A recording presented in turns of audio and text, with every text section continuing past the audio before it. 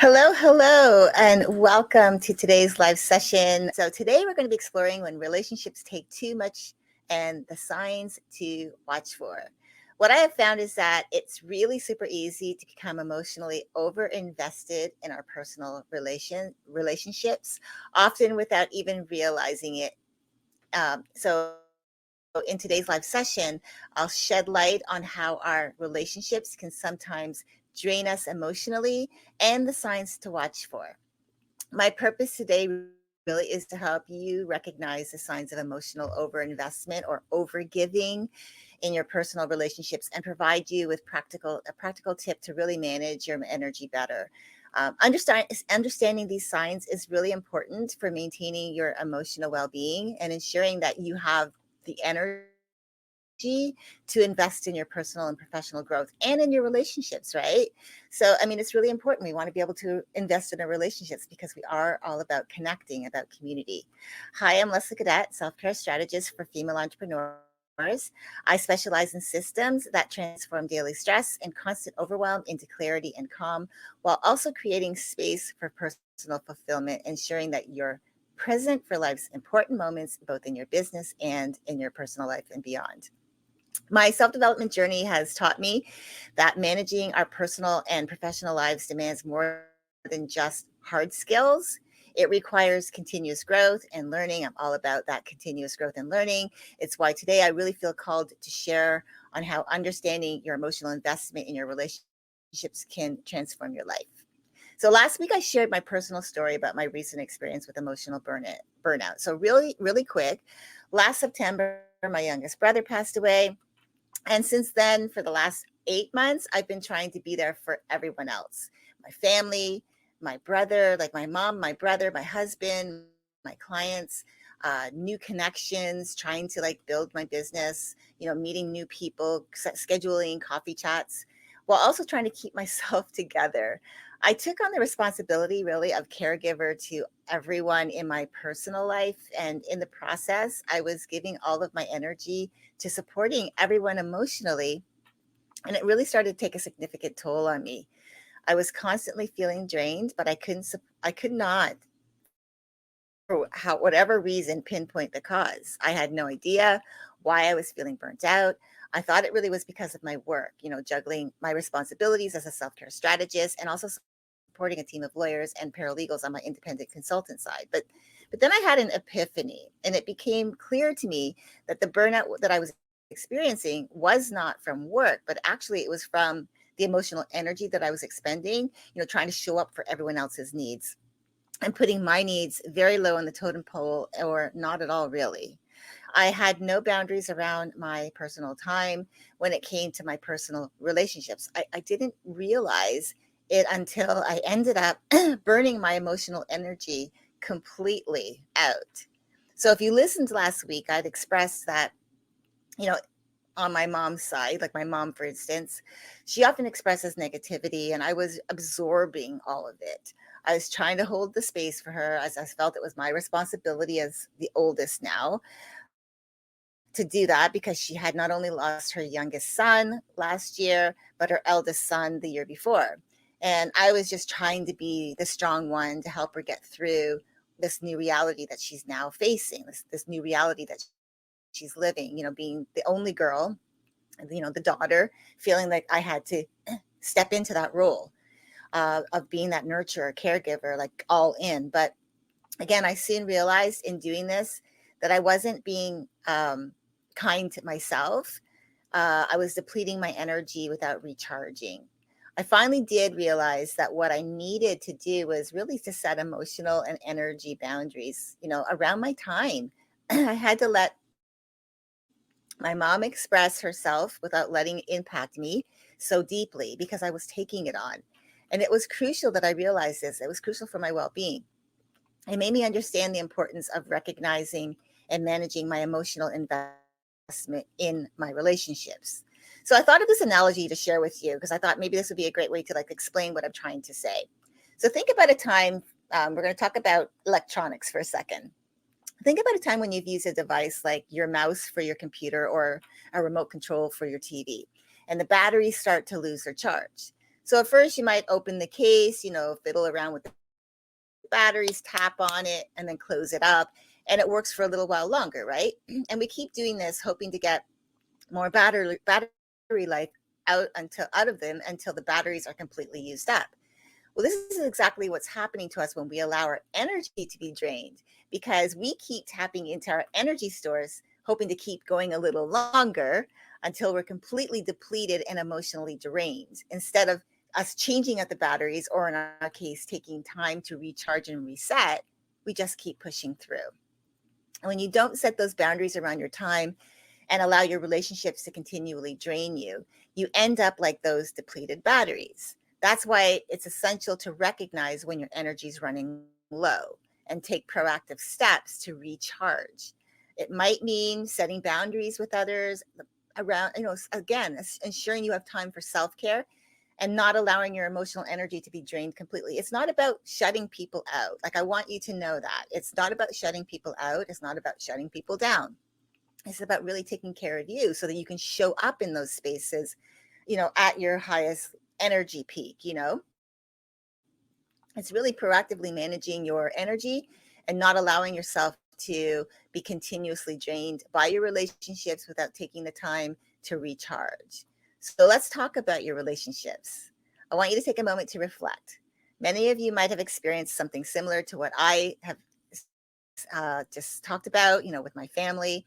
Perhaps you are constantly on the go-to person for your friends, maybe for your family. You're always ready to lend an ear or a helping hand. You're the one who always says yes. In fact, you can be counted on to always say yes. While it's wonderful for you to be supportive, it's really easy to overinvest emotionally and neglect your own needs. And this can lead to feeling emotionally depleted and overwhelmed. For instance, let's imagine a scenario where a friend of yours is going through a tough time and you find yourself spending hours each day offering your support and your advice. And over time, this constant giving without adequate time for yourself to take care of you can leave you feeling drained, irritable, disconnected from your own needs and priorities, and maybe even resentful. It's a common issue that many of us face, often without realizing the impact it has on our well-being, especially if you're that person. If you're that yes person, people can always count on you to say yes. I had an actual interview with somebody on my podcast who said that she was that yes girl. And if you find yourself being that yes person and you're not taking time for you, you're afraid to say no. That's going to eventually lead you down to where I found myself, which was being emotionally burnt out. So let's talk about some key signs that you may be actually experiencing emotional burnout, or you're on your way to actually getting to that place of emotional burnout. Again, which I've experienced, and I thought I would share these with you here. So the first one is feeling drained. It's one of the most common signs, which is constantly feeling tired or exhausted. It's not just physical fatigue now. It's a deep sense of emotional and mental weariness. Like, you just feel like spent, like you just can't give of yourself anymore. When you give too much of your energy away to others without taking time to recharge yourself, to take time to like just reset, get away from it, allow yourself to just relax. You might even find yourself waking up tired after a full night's sleep, even though you went to bed at your same normal time. You had got the same, went to bed at the same time, you woke up at the same time. It could be like an 8 hour, 9 hour, 10 hour, 7 hour, whatever that is for you. But you wake up exhausted. You're tired. This constant state of exhaustion can really impact your overall well-being and your productivity. So it's not only just going to be affecting your personal life, but it's going to actually bleed into your professional life. Emotional burnout can cause changes in your eating habits, your sleep patterns, your digestion, weight gain, even your weight, because your weight being affected by, maybe you're a stress eater, so you get stressed by this because people are always coming to you. You don't know how to say no. It's really hard for you to be able to turn people away.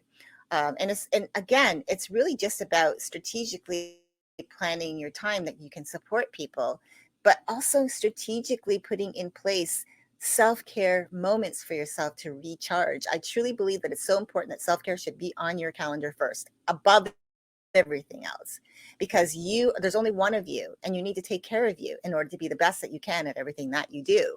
And that's why I really feel like it's so important for us to look at self-care as a non-negotiable. So when I talk about the weight, the stress eating, you're stressed because you're overwhelming yourself with the amount of time and energy you're expending on other people, and it's draining you. And you don't want that to happen.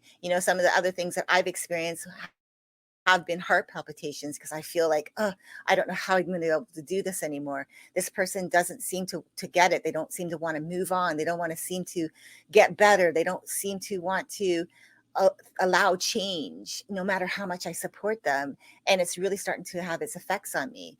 Even I was having stress headaches, not necessarily migraines, but I was getting headaches because of just putting so much of my energy into it. So it's really important to look at the signs that are happening to you. Are you feeling this way? Are you getting having sleepless nights? Are your eating habits changing?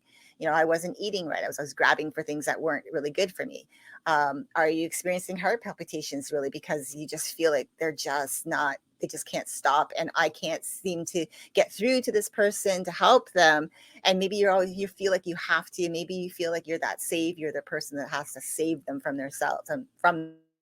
themselves.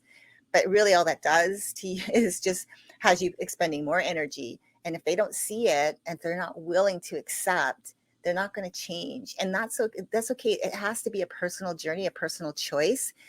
Being there for someone necessarily isn't about changing them. It's about holding space and allowing them to go through the things that they're going through and supporting them. And if they ask for advice or direction, then you can give that to them. But also making sure that you step back and don't take it all as you are the one that has to save the day. Now, another key sign to neglecting yourself is to maybe emotional burnout is, again, the neglecting of your self-care routine. So again, when you're prioritizing the needs of others over your own, you might skip your meals, you might skip your exercising, you might not take time to engage in activities that you really enjoy, that can ultimately rejuvenate you. I found myself, again, as I was mentioning, I was neglecting my nutrition. I was reaching for instant gratification snacks, things that really were fast instead, and almost feeling like, for a lack of a better word, lazy, because I just didn't feel like I had the energy to even make something healthy, like to even go and find something healthy. Um, I found myself skipping some of my walks, which is something I absolutely love doing. I love going for walks around my neighborhood. I get to see the squirrels and the butterflies and the birds, and it's just one of my most relaxing and comforting and comfortable moments. I listen to a podcast and I just walk around, and it's just an enjoyable thing. But I just didn't feel that I had the energy to even do that. Over time, this neglect can lead to physical health issues like weight gain, right? Maybe even overall poor health, compounding the emotional strain that you're already experiencing. Now, the third one is increased irritability. So when you're over investing, like you're really giving all of your time to someone and you're constantly being there for them and you're not giving yourself any downtime, it can make you more irritable or even sensitive, right? Even sensitive to other people coming to you. Like you're spending all your time pouring into this person, you become irritable and sensitive to other people when they come to you with things, like small inconveniences or minor issues can suddenly feel like really overwhelming. So it's really important to even just like pay attention to how you feel. That's like the indicator of like something's going on. Again, you might find yourself snapping at people that are close to you that you love, or even work colleagues. And that makes it even harder because work colleagues are a little bit different, when it comes to being able to get that forgiveness piece taken care of, because, people who love you have an invested emotional interest in the relationship with you. And so they're more easily swayed as long as you obviously mean it, to be able to get over things. But if you are working with people and you are constantly snapping at them, that might be harder for you to get over because they don't have that emotional investment in you other than that they work alongside you. You might even feel more frustrated with situations around you that normally wouldn't bother you. but it just seems like the littlest things can start getting to you. And the irritability can start to strain your relationships further and create a negative cycle. The fourth one, now we're going to talk about emotional numbness, another sign, which is making sure that you watch for feeling like emotionally numb or detached.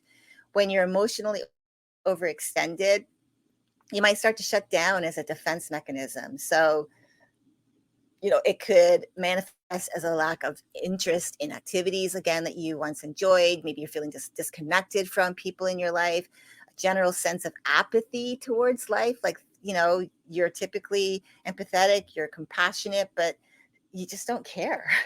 You just found yourself at that place where I just don't care.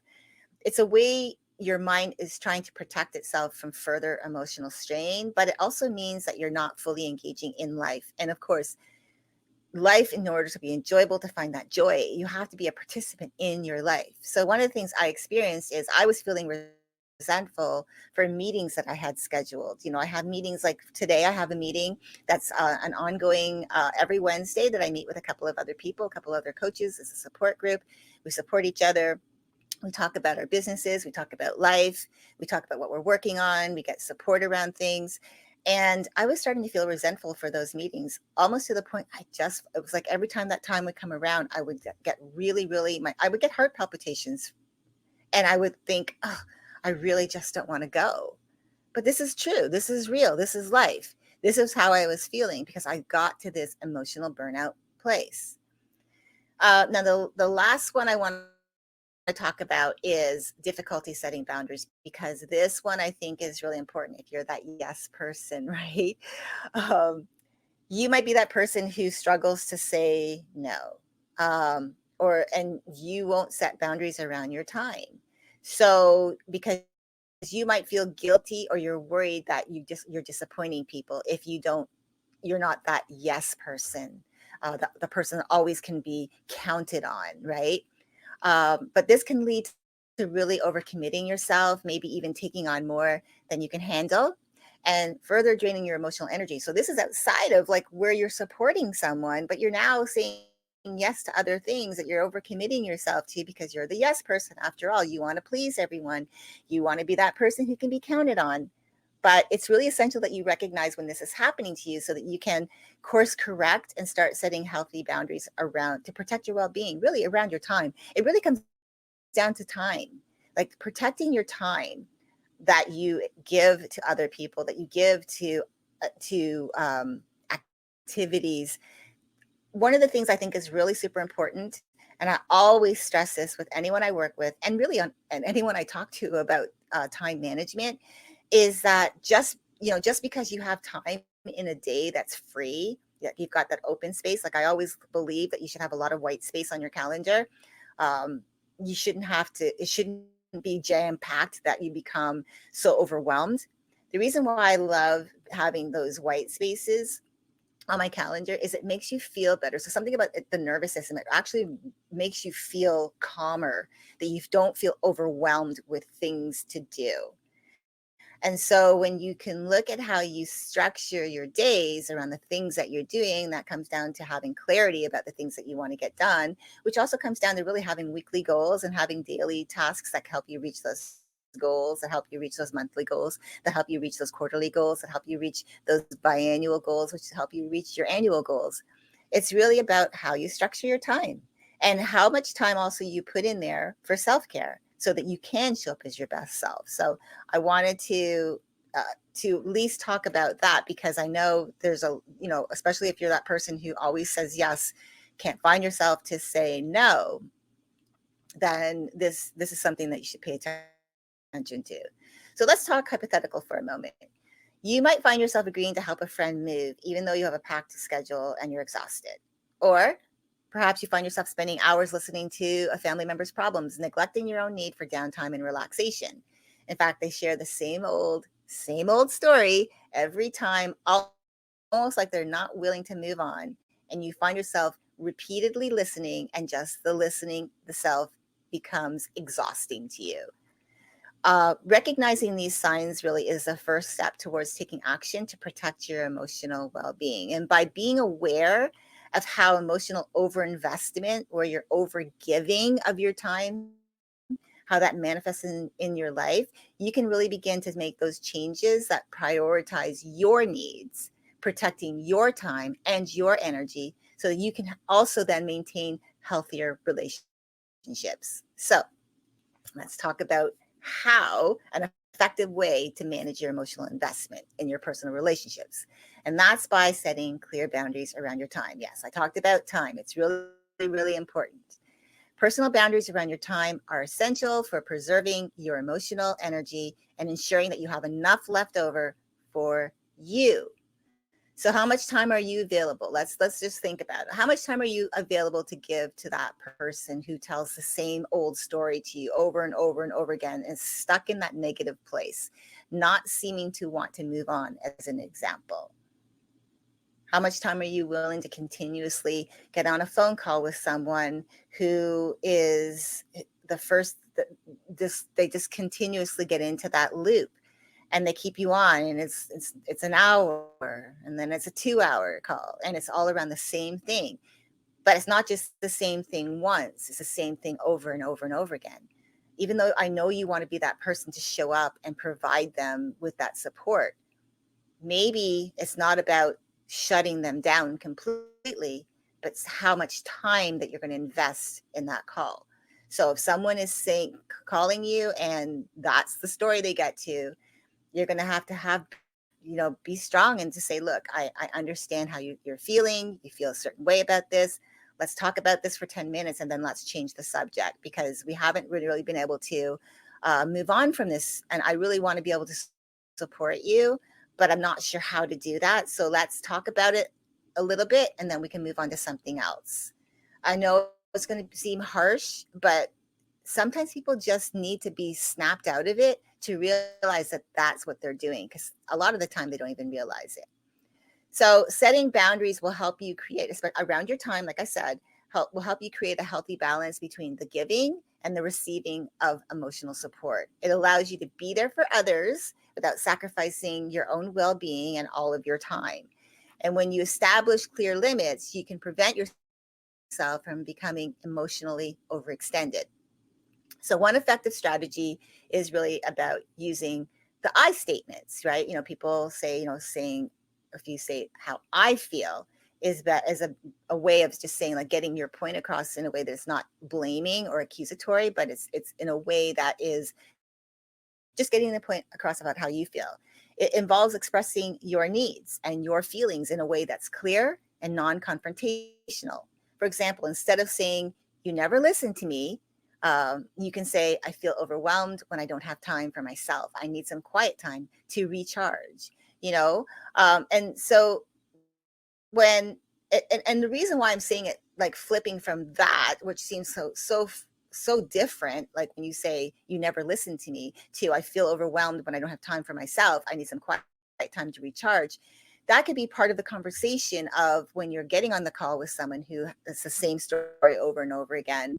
They don't seem to be able to move on from it. You can say, listen, I really need to go. I'm a little bit overwhelmed right now. I haven't had a lot of time for myself. I just need some quiet time to recharge.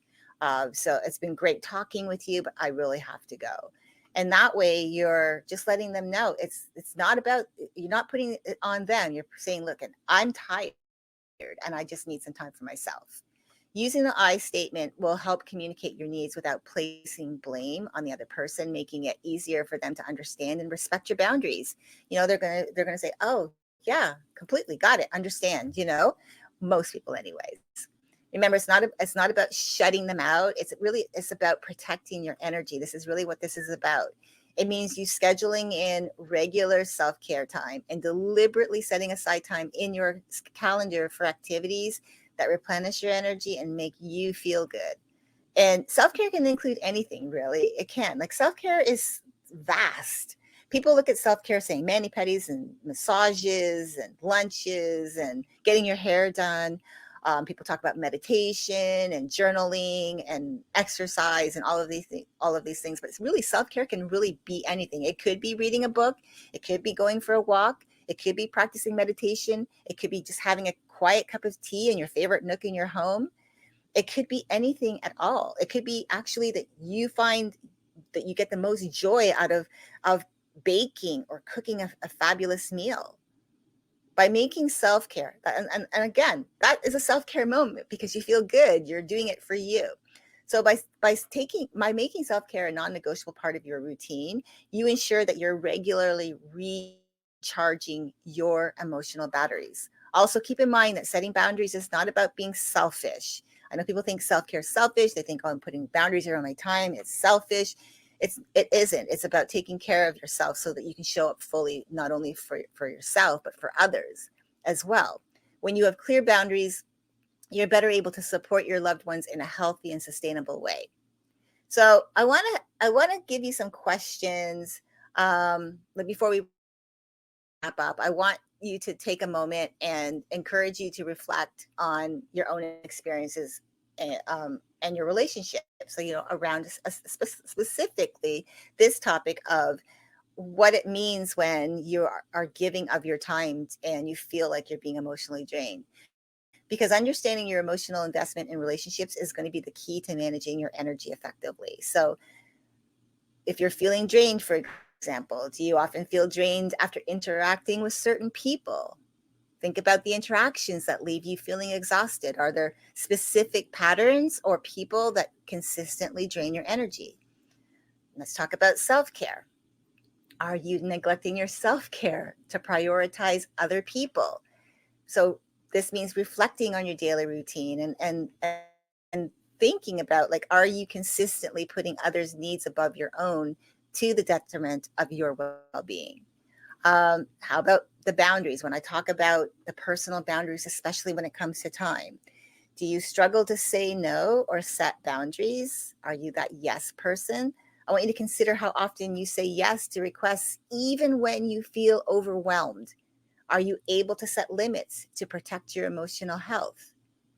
So these are just questions I suggest for you to take a moment to think about how they apply to your life. Reflecting can help you identify areas where you might need to make adjustments to better manage your emotional energy, to help you to see, like, oh, I've been really been that yes person. Oh, I always thought my burnout was work related. And really now when I start thinking about it, it's all of my energy going into this one person, or this is going on in my life. And I'm trying to be there for someone, like I said, supporting my mom, going through, helping her to get through losing two children within a year span, and trying to be the bigger, that person to, hold the fort, be that person, the strong one to hold everyone up.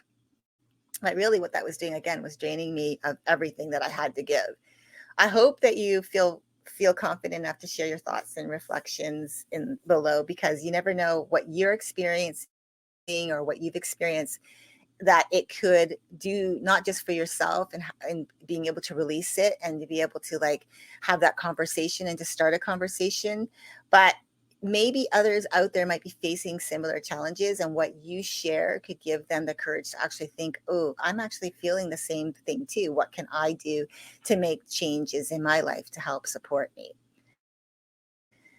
So, as we come to the end, I want to invite you to connect with me if you have any questions. Again, your well being is really important, and sometimes we all need a little support to manage or our emotional our emotional investments.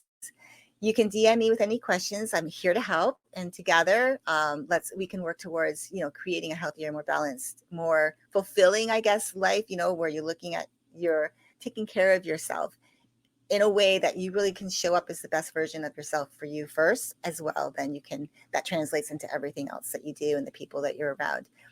Also, I want to put out there that I'm doing some market research calls around emotional burnout. They're going to be 20-minute calls to gauge how you take care of yourself. There's no selling, it's just strictly gathering of information. So if you're interested in participating, reach out to me and I'll send you my booking link. Remember, taking care of yourself and being mindful of your emotional investment in relationships is crucial. So make sure you prioritize your well being and set boundaries where necessary. Also, stay tuned for more discussions and tips in my upcoming live videos, because I will be exploring this topic further. I will be probably within this in this for the next probably couple of months because I really feel this is so important. It's, as I said, it was something that I experienced, and I really want to be able to support and help you if that's where you find yourself. So until then, take care of yourself, stay mindful, and remember that you have the power to create a balanced and fulfilling life.